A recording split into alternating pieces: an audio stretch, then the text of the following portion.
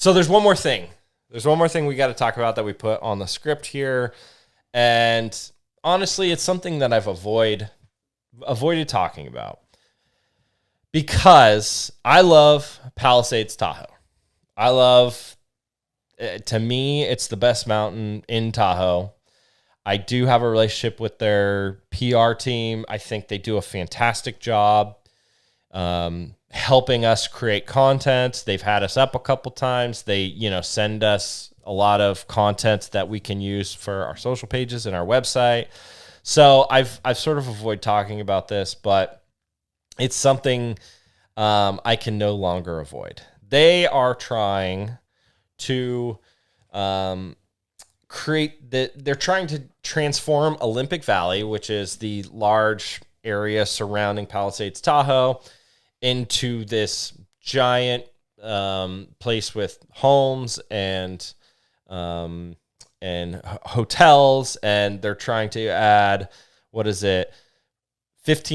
1,500 bedrooms and 300,000 square feet of commercial space. They're putting this in their giant parking lot, and so this is going to a vote with Placer County soon. It was already voted on by Placer County, but it's been fought by a million different organizations. The reason why they're fighting it so much is if you've ever been to Truckee or, Highway 89 between Truckee and Tahoe City, it is a parking lot. Like, it's so hard to drive through there. There's so much traffic. And as we know, we talked with Haley Hawkins last week. One of the major negative contributing factors to the health and clarity of Lake Tahoe right now is traffic, is car traffic. A lot happens from it. So this giant proposed development, which at one point included a massive indoor water park, which, the opposition groups are using as sort of their marketing to say, like, this is effing crazy. So they're going back to Placer County to vote on it. Again, Placer County voted yes last time. The vote is coming up on next Tuesday, the 19th. So it is big news.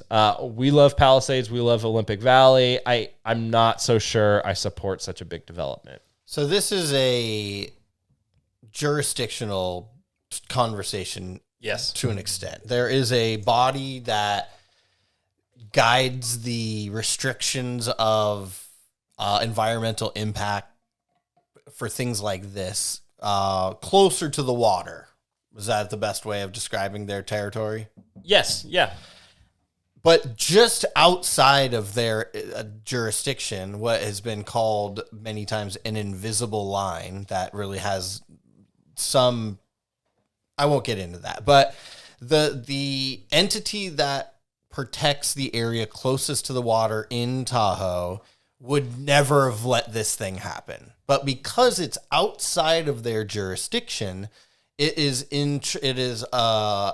another entity is in charge of approving or denying this. Now, Palisades is trying to expand. They're clearly trying to take their business to the next level, but is that worth the environmental impact of the traffic? And that's the easiest thing. Now, in their submission in trying to get this approved, they have submitted an environmental impact study, but it did not include really traffic. And so that's where the people that are against us are like, no.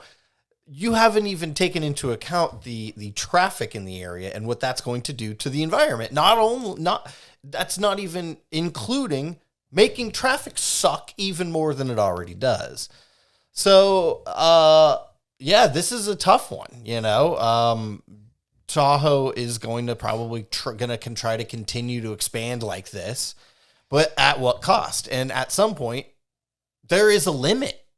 And have we reached it? It kind of feels like we have you used to live in Reno, and so we would go to Tahoe a lot, and you've experienced definitely more than me the amount of traffic on a day-to-day basis today before this massive expansion happens. So, I'm sure if I lived there, I would be against this.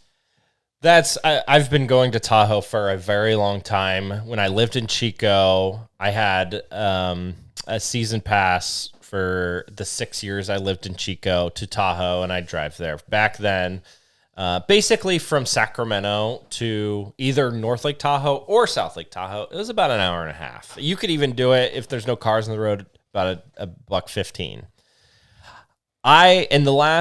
Since we've moved to Sacramento over the last 4 or 5 years, I have never made it from Sacramento to Tahoe in less than 2 hours.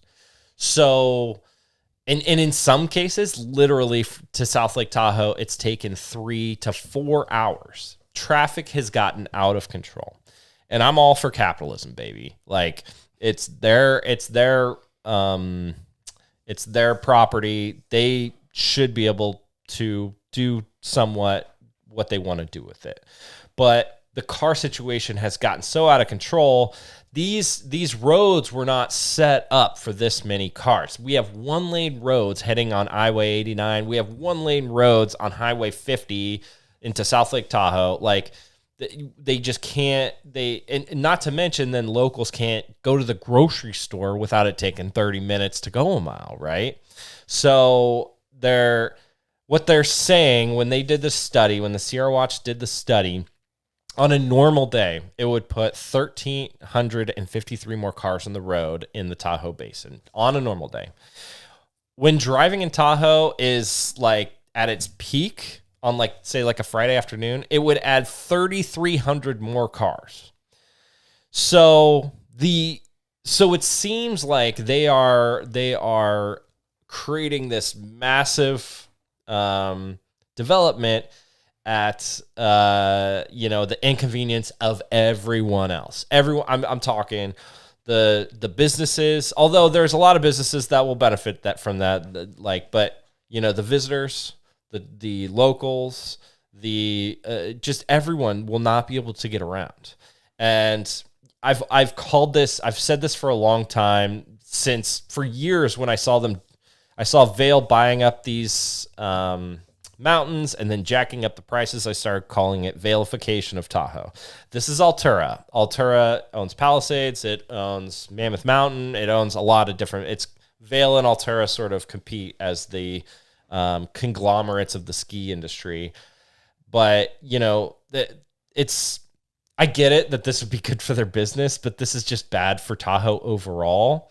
And again, I don't want to be the one that tells a business what they can and can't do. But if we're talking about significant negative impacts on the environment and significant negative impacts on the locals, then I'm against it.